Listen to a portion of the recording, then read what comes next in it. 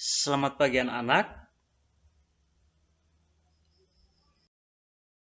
Mempelajari materi pembelajaran kita yaitu karya penyelamatan Allah yang terambil dari Markus 15 ayat 20b sampai 40 dan Yohanes 3 ayat 16.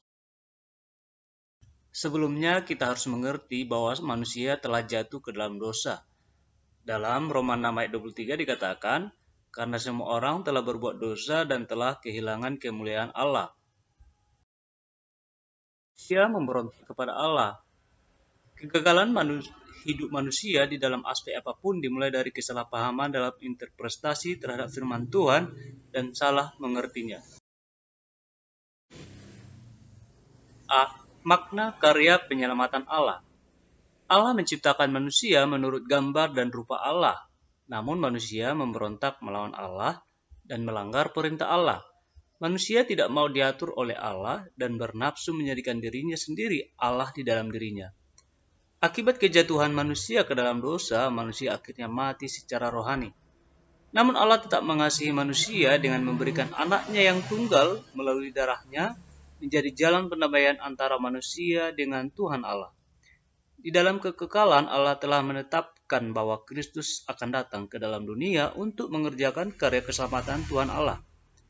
Allah menetapkan hanya satu jalan ke surga supaya manusia diterima kembali di surga. Karya penyelamatan Allah. 1. Yesus Kristus mati di kayu salib. Kristus mati di Bukit Golgota pada hari Paskah. Dia menyerahkan jiwanya untuk menjadi pengampunan dosa. Darahnya berkuasa mengampuni dosa. Dia berseru kepada Bapa supaya Bapa mengampuni orang yang menyalibkan dia. Itulah Yesus juru selamat kita. Dia rela memikul salibnya sampai di atas Golgota supaya orang berdosa memperoleh pengampunan. 2. Yesus Kristus bangkit dari kematian. Setelah Yesus dikuburkan, Yesus tidak mati selamanya. Dia mengalahkan maut, mengalahkan dosa, mengalahkan iblis.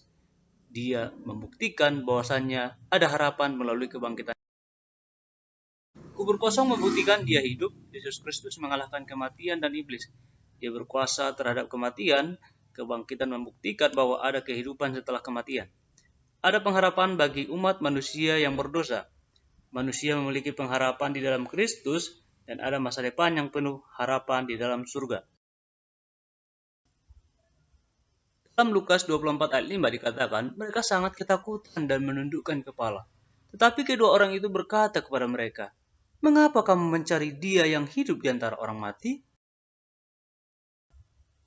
Perempuan yang melihat kuburan Yesus menyaksikan sendiri Yesus menunjukkan dirinya, membuktikan bahwasannya dia bangkit.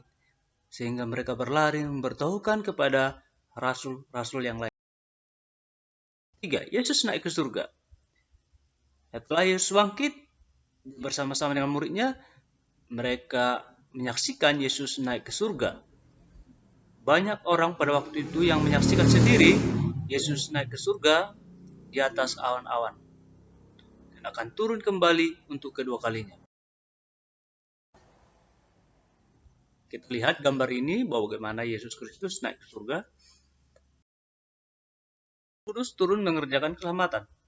Satu lagi karya penyelamatan Allah bagi umat manusia pilihan adalah dengan diberikannya Roh Kudus pada hari Pentakosta.